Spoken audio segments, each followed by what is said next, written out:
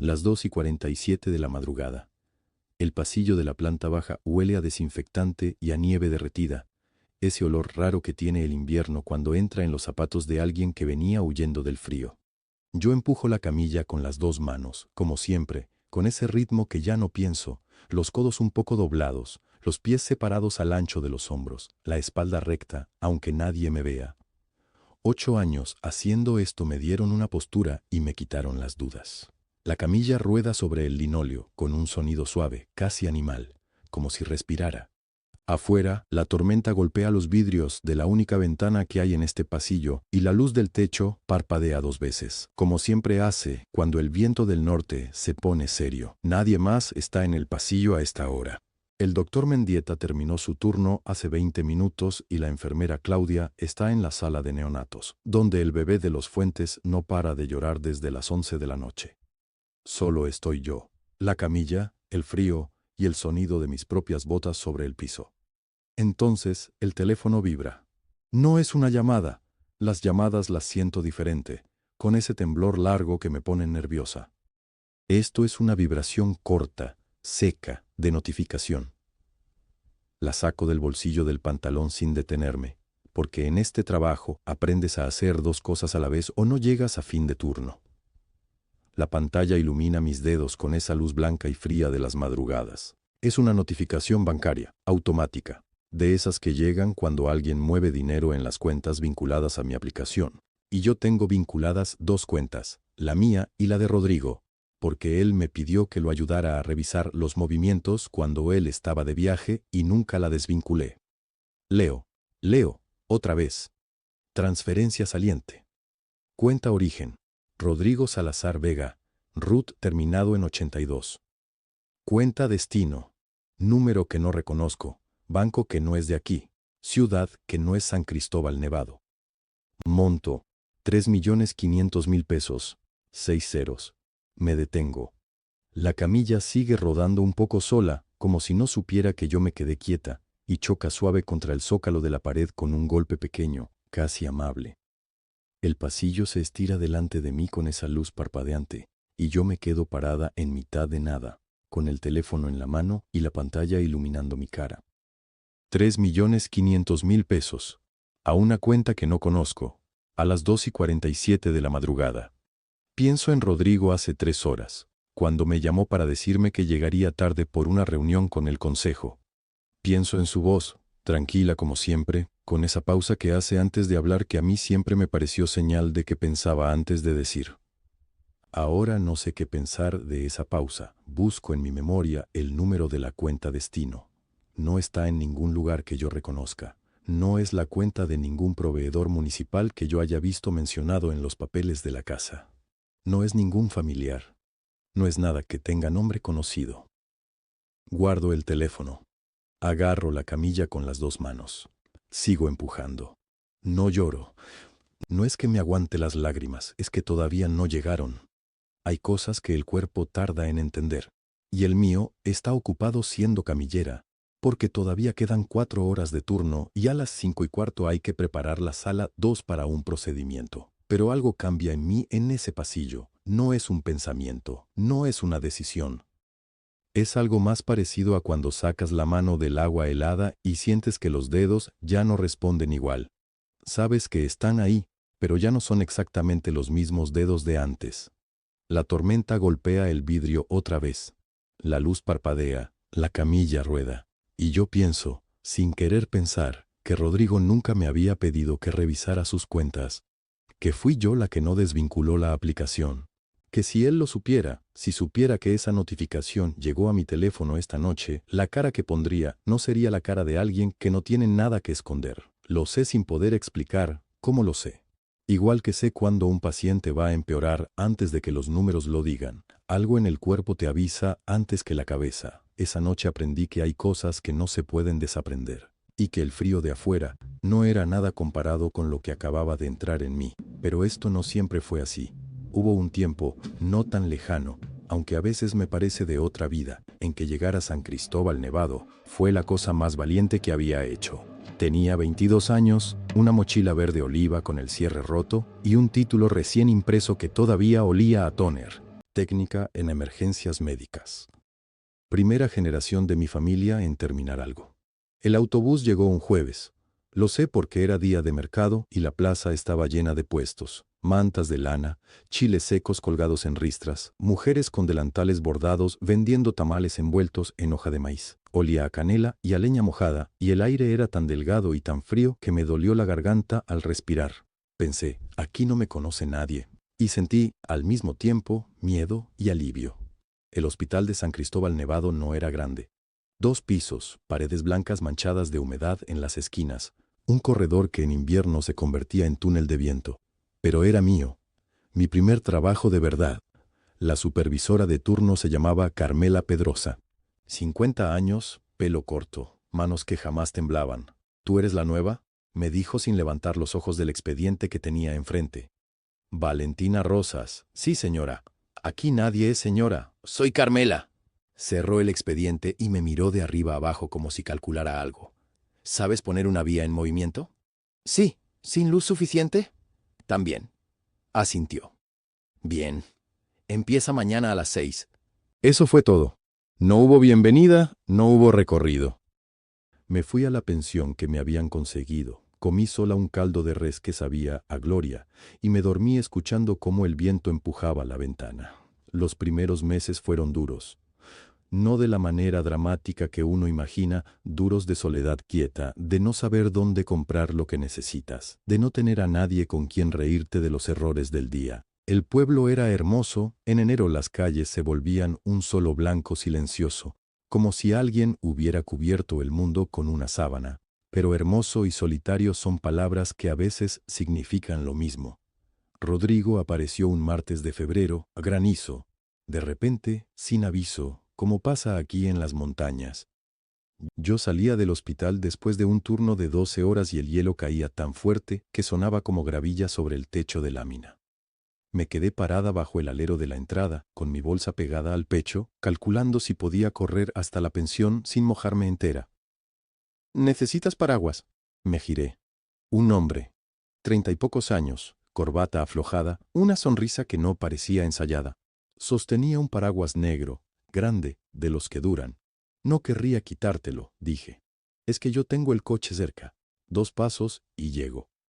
Tú pareces que tienes más camino. No lo conocía, pero algo en su manera de ofrecer, sin insistir, sin esperar que yo dijera gracias con entusiasmo, me hizo tomar el paraguas. Rodrigo Andrade, dijo, extendiendo la mano. Valentina Rosas, la nueva del hospital. ¿Cómo sabes? Se encogió de hombros. Pueblo chico. Lo dejé ir. Me fui bajo su paraguas, que olía levemente a cedro y a algo que no supe identificar entonces. Pensé que no lo volvería a ver. Lo vi al día siguiente, a la entrada del mercado, con un café en cada mano. Venía a devolverte el paraguas, le dije.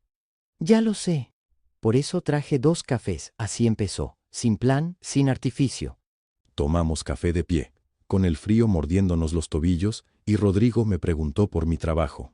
Y lo que me sorprendió, lo que me enamoró, aunque no lo supe en ese momento, fue que escuchaba de verdad, no como quien espera su turno para hablar, como quien quiere entender.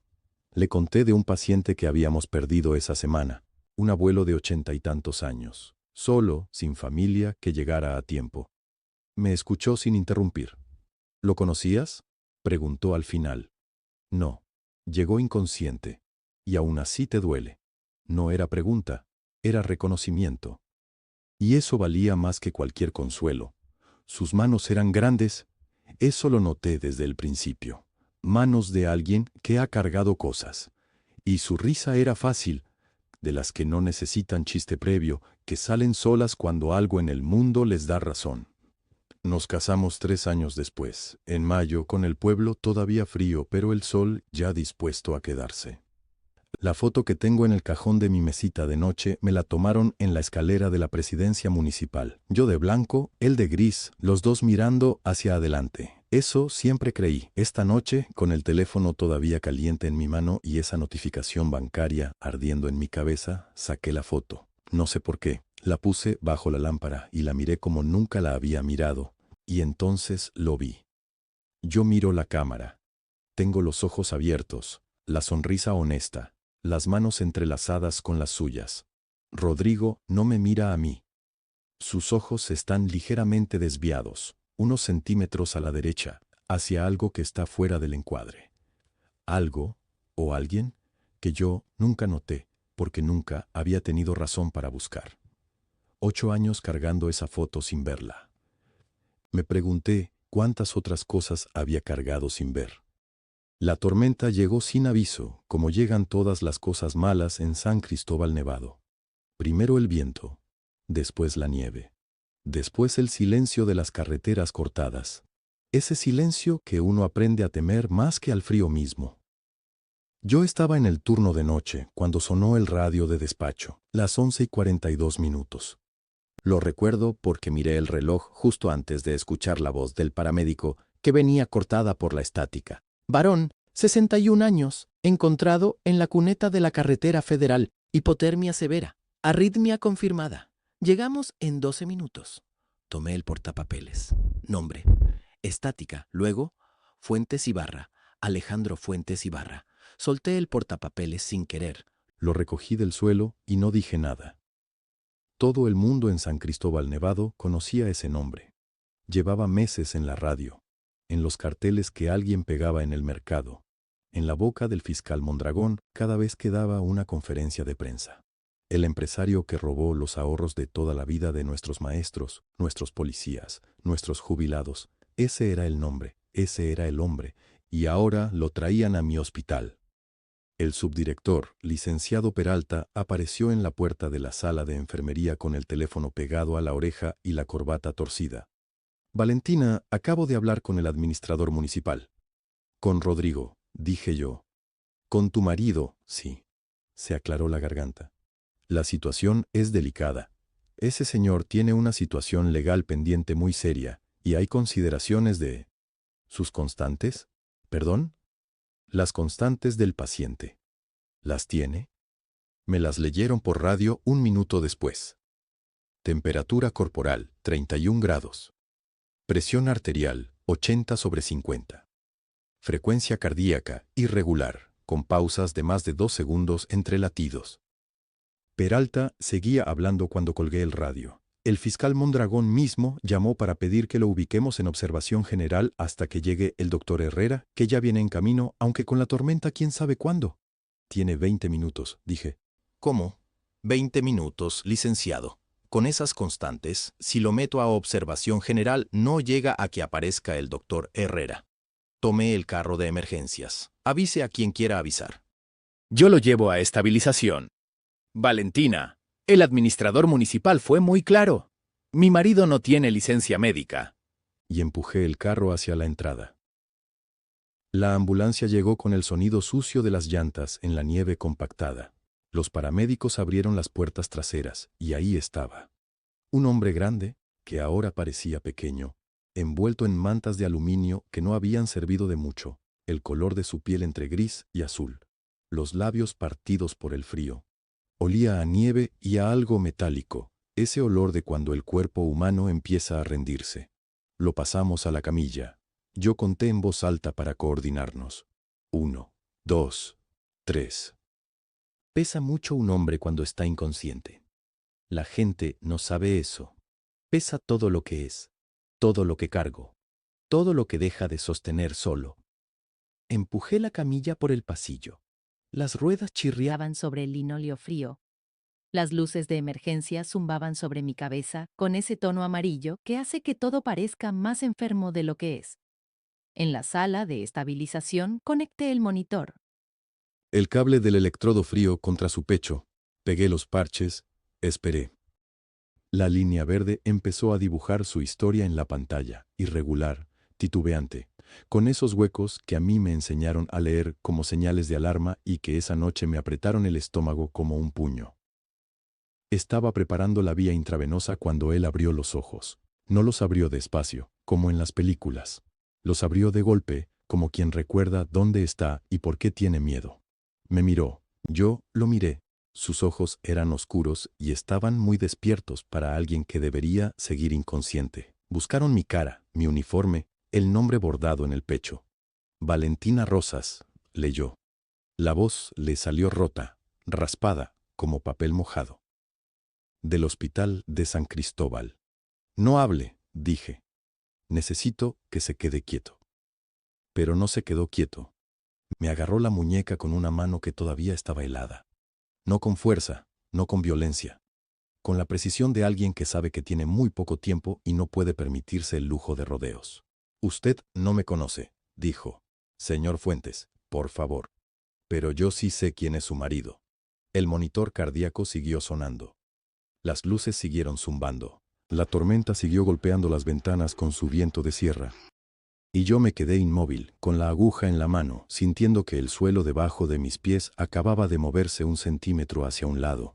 Solté el aire muy despacio. No lo solté de golpe, porque si lo soltaba de golpe me iba a temblar la mano, y yo todavía tenía una aguja en la mano. ¿Cómo dice? No fue una pregunta valiente. Fue lo único que pude decir. Don Alejandro soltó mi muñeca. La dejó ir con cuidado, como si supiera que acababa de hacer algo que no tenía vuelta atrás, y quería al menos hacerlo con delicadeza. Su marido trabaja en la administración municipal, dijo. Su voz era ronca, cortada por la tos, pero las palabras salían ordenadas. Rodrigo Rosas, el administrador. Sí. Lleva 8 años en ese puesto. Sí. Entonces ya sabe cuánto tiempo lleva el dinero moviéndose por canales que no deberían existir. Yo puse la aguja sobre la charola. La puse con mucho cuidado, porque si la dejaba caer iba a hacer ruido y no quería ruido. Quería escuchar. Señor Fuentes, dije, usted está bajo medicación fuerte, tiene la presión inestable. Lo que me está diciendo, lo que le estoy diciendo es verdad. No lo dijo con rabia. Lo dijo como quien lleva mucho tiempo cargando algo muy pesado y por fin encuentra una superficie plana donde apoyarlo. Y puedo probarlo. Afuera, el viento golpeó el vidrio con una racha que hizo vibrar todo el marco. El olor a desinfectante del cuarto se mezcló por un momento con algo húmedo, frío, que se colaba por alguna ranura invisible. ¿Cómo puede probarlo? Tengo un USB. Cerró los ojos un segundo. Los abrió.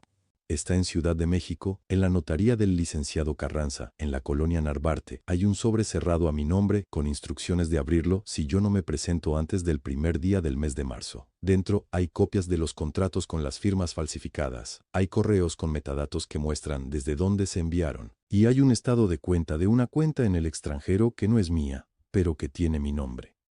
Yo lo miré. Miraba el techo, no a mí, como si le resultara más fácil hablar así. La firma en los contratos de transferencia, continuó, la hicieron con un poder notarial que yo jamás otorgué.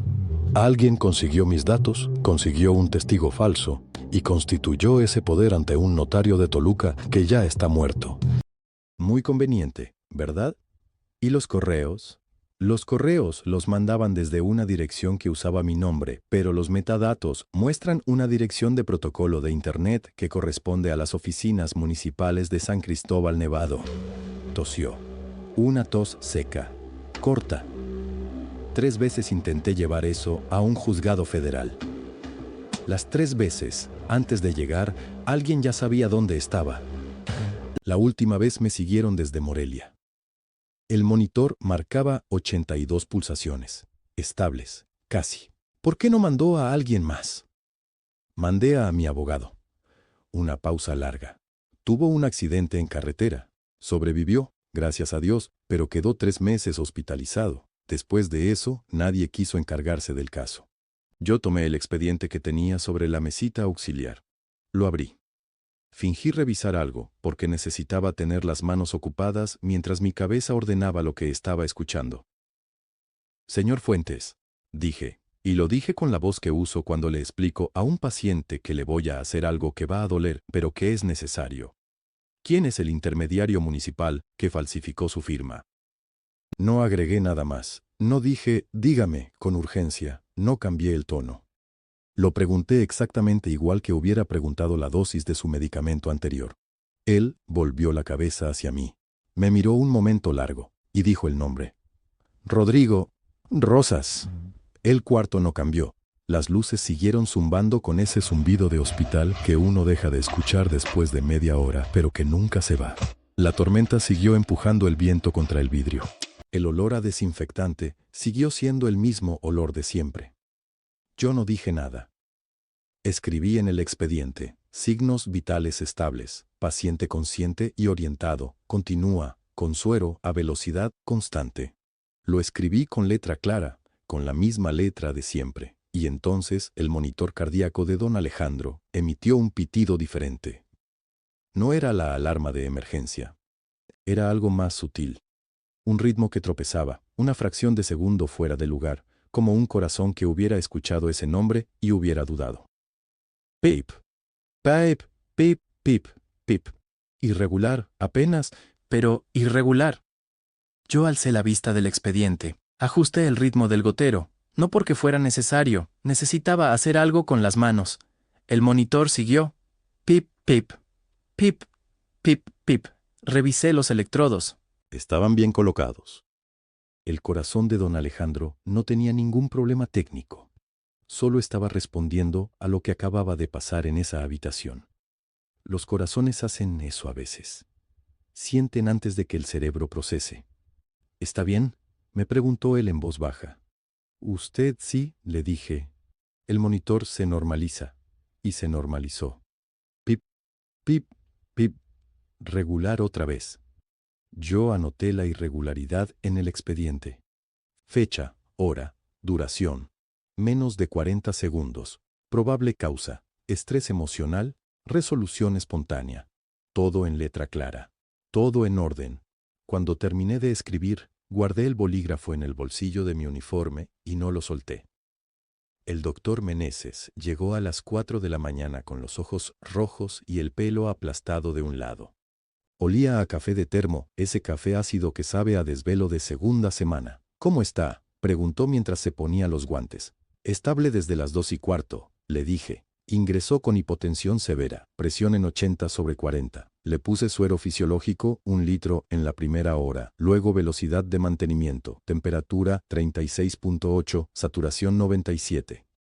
Ritmo cardíaco con irregularidad leve a las 3:42. Menos de 1 minuto, resolución espontánea. No repitió. El doctor Meneses asintió mientras revisaba el expediente. Alergias conocidas. Ninguna declarada. Tampoco traía medicación encima. ¿Historial? No hay. Es de fuera del pueblo. El doctor lo miró a él. Don Alejandro tenía los ojos abiertos. Estaba escuchando. ¿Cómo se siente, señor? Vivo, dijo don Alejandro. Gracias a ella, el doctor Meneses me miró. Yo no dije nada. Buen trabajo, Valentina, dijo él. Lo dijo como siempre lo decía, como quien firma un papel. Yo asentí y salí de la habitación.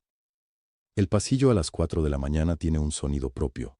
El zumbido de las luces fluorescentes. Alguna puerta que no cierra del todo. El ruido del calefactor que late como un animal viejo en las paredes. Me senté en el banco de metal frente a la máquina de café. El banco estaba frío a través del uniforme. Metí monedas. Salió un café que olía a plástico caliente y a algo vagamente parecido al café de verdad. Lo sostuve con las 2 manos. No lloré. Empecé a contar. 8 años. 2920 días, más o menos. ¿Cuántas veces Rodrigo había llegado tarde de esas reuniones regionales? ¿Cuántas veces yo había calentado la cena y la había guardado sin decir nada? ¿Cuántas veces él había dicho, son obligaciones del cargo, Val, tú sabes cómo es esto? Yo sabía, o creía saber. Pensé en el coche nuevo hace 3 años. Rodrigo había dicho, me tocó parte de la herencia de mi tío. Yo no había preguntado cuánto. No era mi estilo preguntar cuánto. Pensé en el viaje a Oaxaca el año pasado. Solo él. Conferencia de administradores municipales. Me trajo un rebozo azul que todavía tenía doblado en el cajón. Pensé en todas las veces que alguien en el pueblo había mencionado a don Alejandro Fuentes, con rabia, con asco, con ese rencor denso que tiene la gente cuando le roban el futuro. Y Rodrigo siempre decía lo mismo, con esa voz tranquila suya. Esos empresarios de la capital son todos iguales, mi amor, todos iguales. Lo decía como quien cierra una ventana. Yo bebí el café. Sabía a nada. Las grietas siempre estuvieron ahí. Yo simplemente había aprendido a caminar sobre ellas sin mirar abajo, porque en este trabajo aprendes eso. Si miras el suelo, cada vez que hay una grieta, no llegas a ningún lado. Empujas la camilla, Llegas al quirófano, vuelves por otra. No lloré porque entendí algo que entiendo cada vez que alguien muere en este pasillo. El llanto es para después. Primero, hay que hacer lo que hay que hacer. Primero, hay que saber exactamente qué es lo que tienes en las manos. Saqué el teléfono. Tenía una notificación del banco, la cuenta compartida que usamos para los gastos de la casa. La revisamos juntos cada mes, o eso creíamos los dos. La transferencia era de las 2:47 de la madrugada. 3 horas antes de que don Alejandro llegara al hospital. 300,000 pesos. Saliente. Beneficiario. Una empresa con nombre de 3 letras que yo no reconocí. Me quedé mirando la pantalla. Alguien sabía que él venía. Y ese alguien había movido el dinero antes de que llegara. Guardé el teléfono en el bolsillo del uniforme y seguí caminando por el pasillo. Había una camilla que llevar al tercer piso. La rueda derecha chirrió todo el camino. Eso fue todo lo que hice esa noche. Los 3 días siguientes los viví en 2 capas. Por fuera, Valentina Rosas, camillera, turno de 6 a 2, turno de 2 a 10, turno de noche cuando faltó alguien. Por dentro, otra cosa que todavía no tenía nombre. En casa, Rodrigo me preguntó si quería pasta o arroz. Le dije que lo que él prefiriera. Se sentó frente al televisor con su plato y su vaso de agua con limón, como siempre. Yo lavé los trastes mirando por la ventana. La nieve empezaba otra vez. Las montañas desaparecieron primero, luego los pinos, luego el cerro de enfrente. Él no preguntó qué miraba yo. No suele preguntar esas cosas. Al día siguiente, llegué temprano al hospital y fui directamente al área de sistemas. El chico que trabaja ahí se llama Ernesto. Tiene 23 años y siempre huele a café instantáneo. Ernesto, necesito un favor. Dígame, doña Valentina. El registro de llamadas entrantes de aquella noche, la de la tormenta. ¿Puedes imprimir las que llegaron a la línea de urgencias entre las 11 de la noche y las 3 de la mañana? Me miró un segundo. ¿Eso no lo tiene que pedir la coordinación? Normalmente sí, pero es para un tema de calidad de atención. Ya sabes cómo son los formularios, tardan semanas. Esto es para revisar tiempos de respuesta, no era completamente mentira. Ernesto tecleó algo, esperó, imprimió 3 hojas. Aquí están, dijo, y siguió con su café. Me los guardé sin leerlos todavía. Eso también lo aprendí en 8 años, no reacciones donde te pueden ver. Esa tarde subí a la habitación 304. Don Alejandro estaba sentado en la cama, con mejor color, pero todavía con el suero en el brazo izquierdo. Olía a hospital limpio, a alcohol y a algo floral que debía ser el champú de la institución. Valentina, dijo en cuanto me vio. ¿Cómo está el dolor? Manejable. Hizo una pausa. ¿Y usted? También manejable. Cerré la puerta. No del todo, solo lo suficiente. Necesito que los documentos lleguen aquí sin que nadie en el pueblo sepa. ¿Tiene a alguien en Ciudad de México en quien confíe completamente? Mi hija, Sofía. Ella sabe dónde está todo. Que los mande por mensajería a nombre de la Cruz Roja Regional. Hay una oficina en el municipio de abajo. Yo tengo una compañera que trabaja ahí los martes. Asintió despacio. ¿Sabe lo que está haciendo? Todavía no del todo, le dije con honestidad, pero sé cómo hacerlo. Esa noche revisé los registros de Ernesto en el baño de mi casa, con la llave echada y el agua corriendo. Llamadas entrantes, llamadas de urgencias. Tiempos, números, duraciones. Y ahí, a la 1:42 de la mañana, 20 minutos antes de que la ambulancia registrara la salida, una llamada al subdirector del hospital. Duración, 4 minutos con 17 segundos.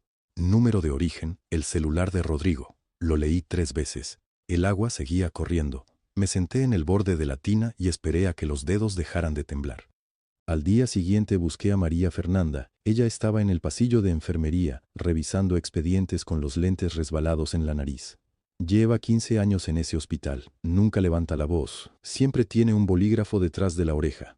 María Fernanda, ¿tienes un minuto? Tengo 30 segundos. ¿Qué necesitas? El archivo de llamadas del área administrativa, las internas. Las de los últimos 6 meses. Se detuvo. Me miró por encima de los lentes. ¿Para qué?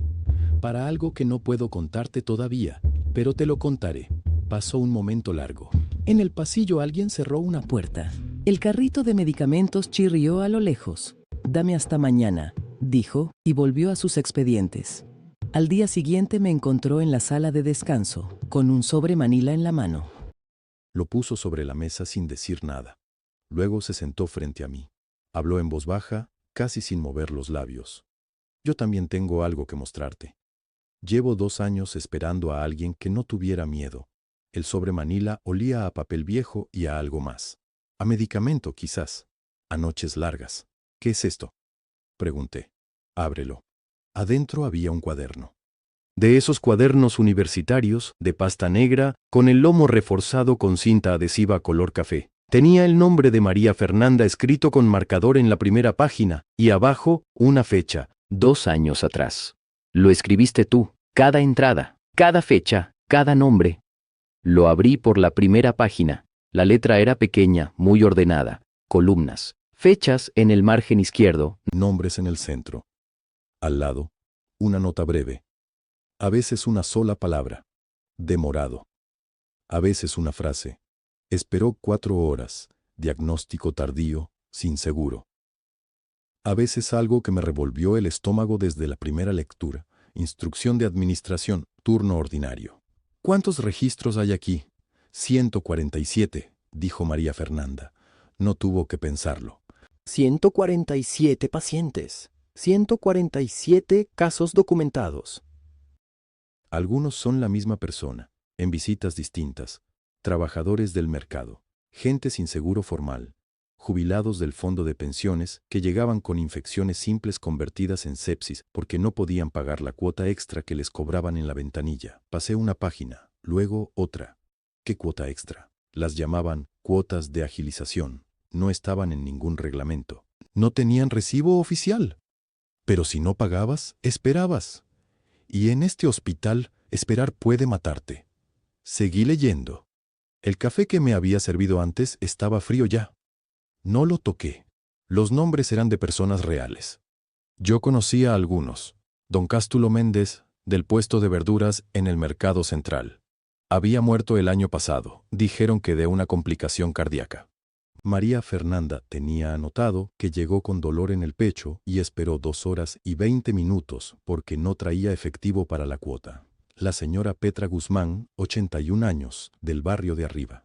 Su familia decía que murió de vieja. El cuaderno decía otra cosa. El salón de descanso olía a café quemado en la máquina del rincón. Afuera, en el pasillo, alguien pasó empujando una camilla vacía. Las ruedas sonaron como siempre, ese chirrido al que ya no prestaba atención, pero en ese momento lo escuché diferente. ¿Y el dinero?, dije, sin levantar la vista. Las cuotas se depositaban en una cuenta que no pertenece al hospital. María Fernanda cruzó los brazos sobre el pecho. Tardé 6 meses en rastrearlo. No soy contadora, pero soy ordenada. Tú verás las notas al final del cuaderno. Pasé al final. Ahí la letra cambiaba un poco, más apretada, como si las palabras no cupieran.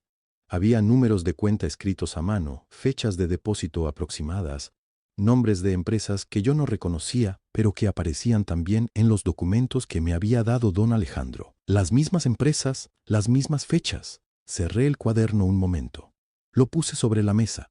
Puse las manos encima de él, como si pudiera pesar algo. ¿Cuánto tiempo llevas con esto guardado? 2 años recopilando, 6 meses esperando.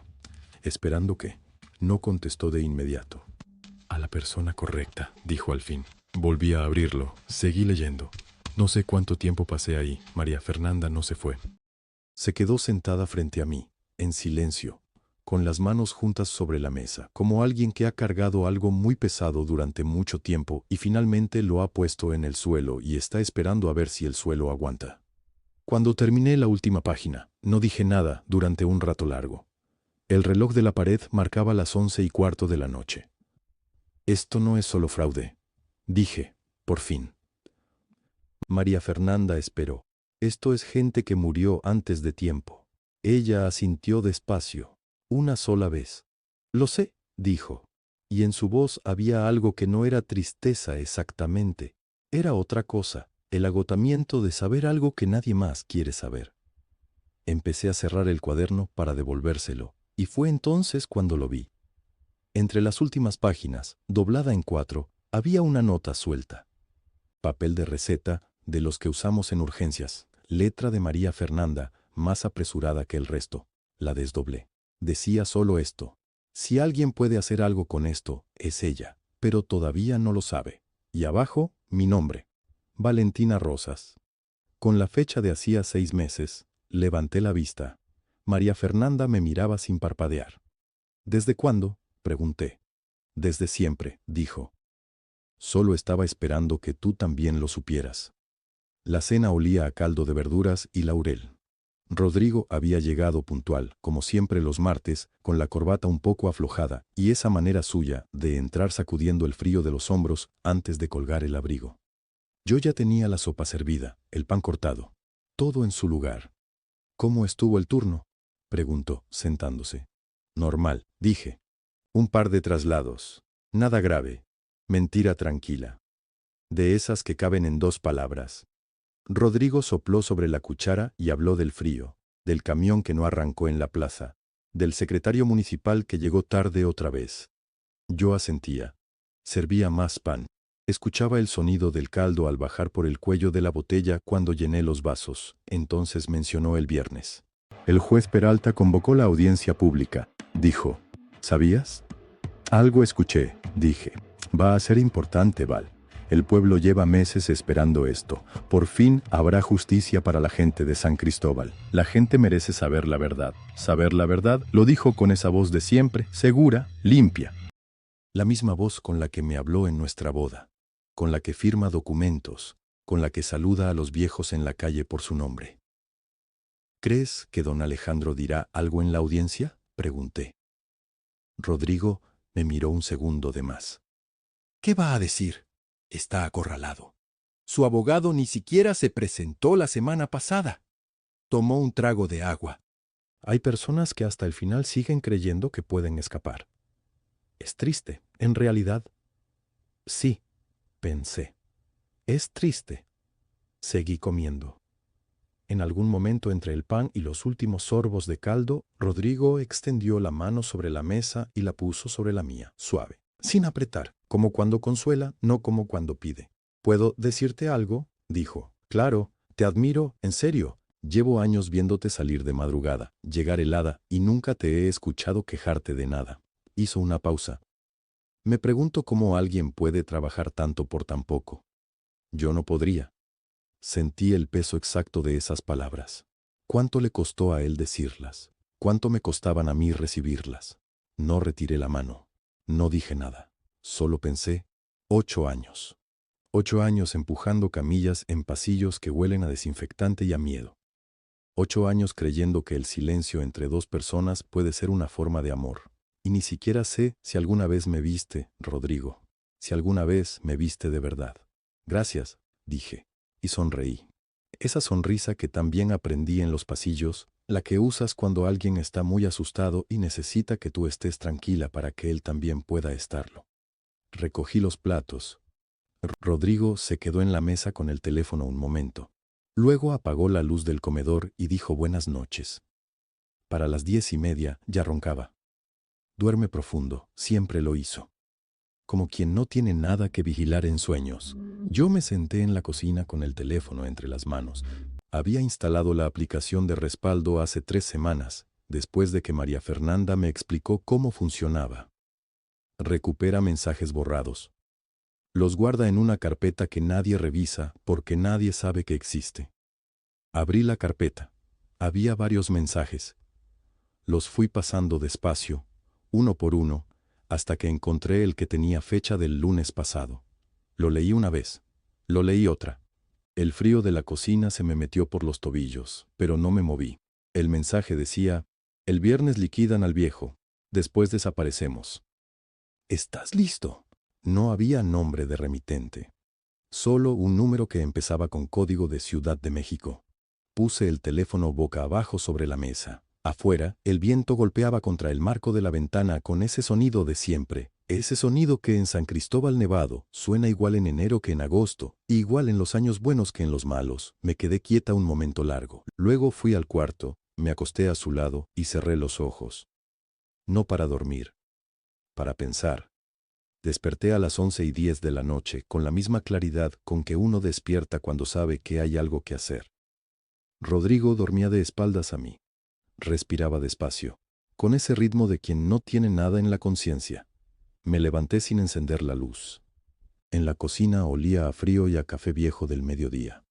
Encendí la lámpara de encima de la mesa, esa que zumba un poco antes de prender, y saqué el sobre que había guardado en el fondo del cajón de las facturas, debajo de las boletas del agua de los últimos 3 años. Adentro estaba todo: el USB, las copias que había sacado en el hospital, el cuaderno con los nombres. Lo puse sobre la mesa y me senté. Primero lo ordené por fecha. Eso lo sé hacer bien. En un expediente clínico, si no hay orden cronológico, nada tiene sentido. Lo mismo aquí.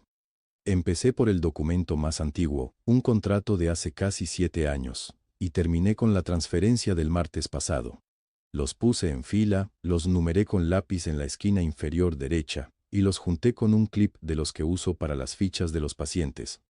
Luego fui al teléfono fijo del pasillo. No el mío. El de la casa no. El del hospital lo había usado antes, a las 9 de la noche, cuando el turno estaba quieto y la enfermera de guardia estaba en la sala de espera tomando café. Había marcado el número que don Alejandro me había dado escrito en un papel doblado 4 veces. Un periodista, me dijo, del medio regional de Ciudad de México, que lleva años esperando exactamente esto. Contestó al tercer timbre. Bueno. Soy la persona que le iba a llamar, dije. De parte del señor Fuentes Ibarra. Hubo un silencio de 2 segundos. Después su voz cambió de tono. Lo estaba esperando. Tiene lo que me dijo. Ya le llegó por el correo cifrado que él le dio. Un paquete completo. Documentos, fechas, montos, nombres. ¿Cuándo puedo publicar? Mañana al mediodía, si yo aparezco en esa audiencia. Si no aparezco, publique de inmediato, sin esperar confirmación de nadie. Y si no aparece usted, ¿cómo sabré qué? Lo sabrá, le dije. En un pueblo como este, las noticias viajan antes que la gente. No esperé a que respondiera. Colgué. Ahora estaba en la cocina, sola con el sobre cerrado sobre la mesa y la lámpara zumbando. Pensé en María Fernanda. Ella llegaría con el cuaderno. No le había dicho cómo llegar ni dónde sentarse. Ella sabe. Tiene esa clase de inteligencia práctica que no necesita instrucciones, solo una dirección y una hora. Pensé en don Alejandro. Me lo imaginé esa noche en el cuarto del hospital, con el bastón recargado contra la pared y los ojos abiertos en la oscuridad, esperando también él su propio amanecer. Pensé en el juez Mondragón con su cara de hombre acostumbrado a que nadie lo contradiga en su propia sala. Y pensé en lo que iba a ponerle enfrente mañana. No iba a cambiarme de ropa. Eso también lo había decidido. Iba a llegar directamente de mi turno de la mañana, con el uniforme de camillera puesto, con lo que el turno deja encima, el olor a hospital, el cansancio en los hombros, las suelas desgastadas de tanto pasillo, no por descuido, porque ese uniforme dice quién soy y de dónde vengo, y no quería que nadie en esa sala lo olvidara ni por un momento. Estaba pensando en eso cuando escuché los pasos. Rodrigo apareció en la puerta de la cocina con el pelo revuelto y los ojos entrecerrados por la luz. Traía puesta la camiseta gris de siempre, la que tiene un pequeño agujero en el hombro izquierdo que nunca cosió nadie. ¿Qué haces?, me preguntó. Preparándome para mañana. Me miró un momento, miró el sobre la mesa. Luego me miró a mí. ¿Es del trabajo? Sí, dije. No mentí del todo. Es del trabajo que más importa. Asintió con esa lentitud de quien todavía tiene sueño y no quiere pensar demasiado. Se acercó, me puso la mano en el hombro un segundo y me dio un beso en la frente. Despacio. Como cuando uno besa a alguien que está dormido. No te quedes mucho, dijo. Ya voy. Escuché sus pasos volver por el pasillo. Escuché el crujido de la cama cuando volvió a acostarse.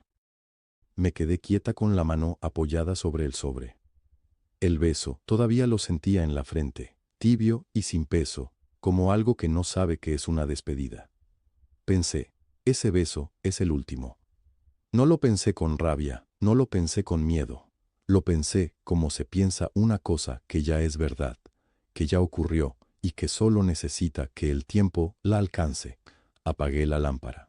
Me quedé un momento en la oscuridad de la cocina, con el frío de San Cristóbal Nevado entrando por debajo de la puerta y el sobre entre las manos. Mañana era mañana.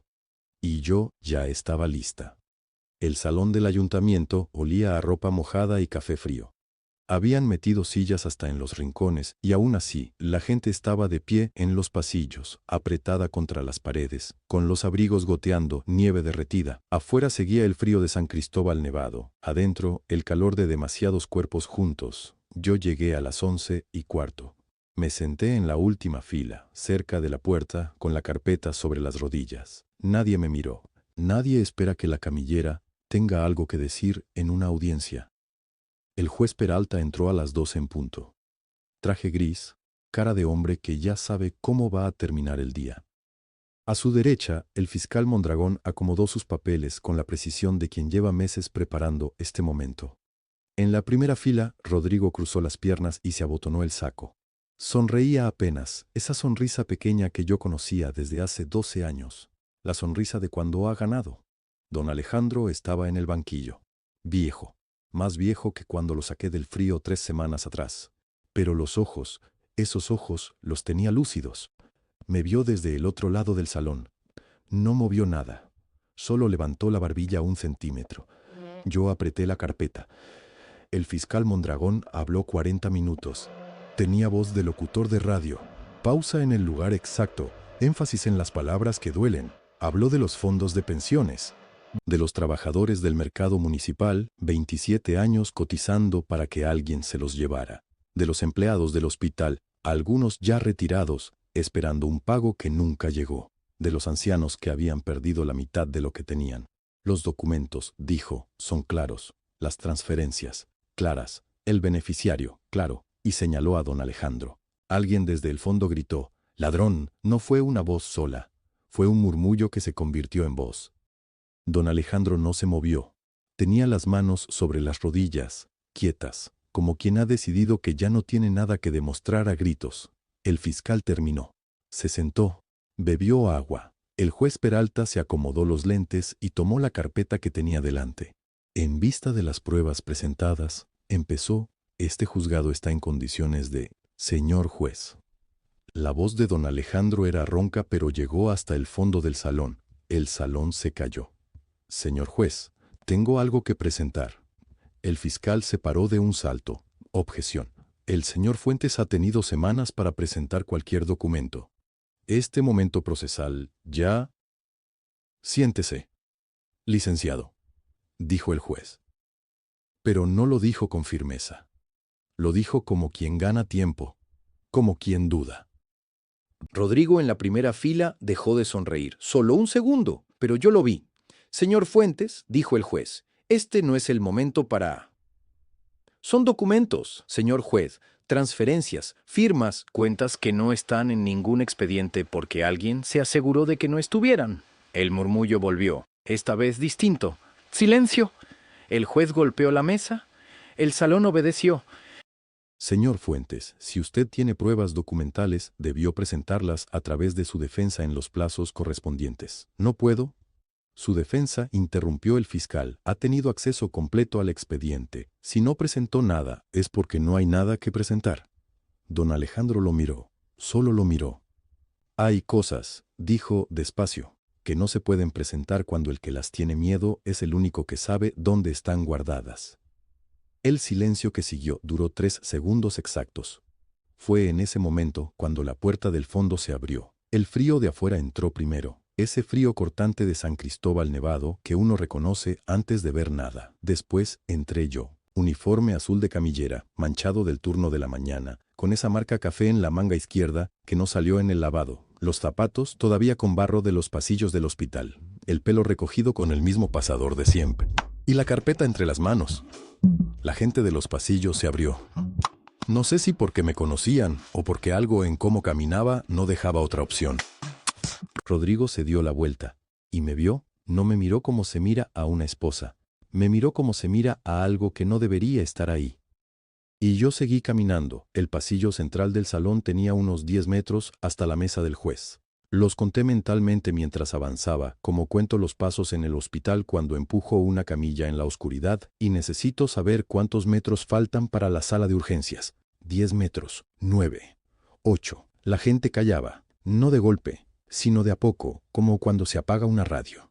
Primero los de atrás, después los del medio, después todos. 7, 6. Escuché la voz del fiscal Mondragón muy cerca, casi en susurro. ¿Qué es esto? No preguntaba, protestaba. 5, 4. El juez Peralta me miraba sin moverse. Tenía los anteojos a mitad de la nariz y las manos planas sobre la mesa, como si quisiera sujetar algo que todavía no había llegado. 3, 2, 1. Puse la carpeta frente a él. No la tiré, no la empujé. La apoyé despacio, con las dos manos, con el mismo cuidado con que uno pone un expediente clínico sobre la camilla de alguien que tiene miedo. Señor juez, dije, tengo pruebas. Mi voz sonó extraña, no por el volumen, sino por lo contraria que era al silencio de la sala, como un instrumento que alguien afina solo, sin orquesta. El juez no dijo nada todavía. Bajó los ojos a la carpeta. ¿Quién es usted?, preguntó el fiscal. Se había puesto de pie. La silla raspó el piso de madera y ese sonido fue el único en toda la sala. Valentina Rosas, dije. Camillera del Hospital San Cristóbal Nevado, esposa del administrador municipal Rodrigo Navarro. Pausa breve. Ex esposa, desde esta mañana, aunque eso no viene al caso. Alguien detrás de mí contuvo el aire. Señor juez, continué. En esa carpeta hay transferencias bancarias realizadas en un período de 22 meses desde una cuenta vinculada a la administración municipal hacia 3 cuentas intermedias en el exterior. El total asciende a 4.300.000 pesos. Los comprobantes están numerados. Mondragón levantó la mano como para interrumpirme. El juez lo detuvo con un gesto pequeño. Solo levantó 2 dedos de la mesa. Eso fue todo. Seguí. También hay registros de llamadas entre el administrador Navarro y el señor Fuentes Ibarra durante el período en que se construyó el esquema, no para coordinarlo, para denunciarlo. Don Alejandro Fuentes intentó, durante 8 meses, advertir al propio municipio de lo que estaba ocurriendo. Esas llamadas están documentadas. Abrí la carpeta yo misma. Pasé a la segunda sección. Esto es el cuaderno de María Fernanda Solís, contadora del municipio, fallecida hace 14 meses. Su hija lo guardó sin saber lo que contenía. Anota fechas, montos, nombres, la letra es reconocible, hay peritos que pueden confirmarlo, y entonces se abrió la puerta lateral. María Fernanda Solís. La hija, 22 años, el mismo pelo oscuro de su madre, los ojos todavía hinchados de no haber dormido. Entró despacio y se quedó de pie junto a la columna, sin acercarse más. Solo para que la vieran, para que supieran que no estaba sola. Y por último, dije, hay una captura del mensaje enviado desde el teléfono del administrador Navarro la noche del 12 de noviembre. En ese mensaje se instruye a un intermediario para que cierre las cuentas y transfiera la responsabilidad al señor Fuentes antes de que venciera el plazo de la auditoría. Cerré la carpeta. Todo está copiado. El original está en manos de una persona fuera de este pueblo, con instrucciones de enviarlo a la prensa regional si algo me ocurriera antes de las 6 de la tarde de hoy. El juez Peralta todavía no había hablado. Fue entonces cuando escuché mi nombre, Valentina, una sola vez, con la voz que usaba cuando llegaba tarde a cenar y quería que yo entendiera sin que él tuviera que explicar. Esa voz que durante años me pareció ternura y que ahora reconocía como otra cosa. Me di vuelta. Rodrigo estaba de pie. Tenía la corbata un poco torcida y los nudillos blancos sobre el respaldo de la silla. Me miraba como si yo fuera alguien que acaba de cambiar de idioma en mitad de una conversación. Lo miré, no con rabia. Eso hubiera sido más fácil. Lo miré con la cara de quien ya no tiene preguntas. De quien entendió, contó los pasos, llegó al final del pasillo y ya no necesita saber nada más. Después volví los ojos al juez. El juez Peralta abrió la carpeta. El fiscal Mondragón había palidecido hasta volverse del color del cielo de afuera, ese blanco grisáceo de cuando la nieve está por caer, y el aire huele a algo metálico y frío.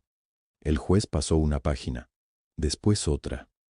Después cerró la carpeta con las dos manos, con cuidado, como si adentro hubiera algo vivo. Levantó los ojos. Miró al fiscal. Y dijo, en voz muy baja, casi para la mesa: vamos a necesitar un cuarto intermedio. 3 semanas. Eso es lo que ha pasado desde aquella mañana en que entré a la sala de audiencias con mi uniforme manchado y una carpeta bajo el brazo. 3 semanas y el pueblo todavía habla.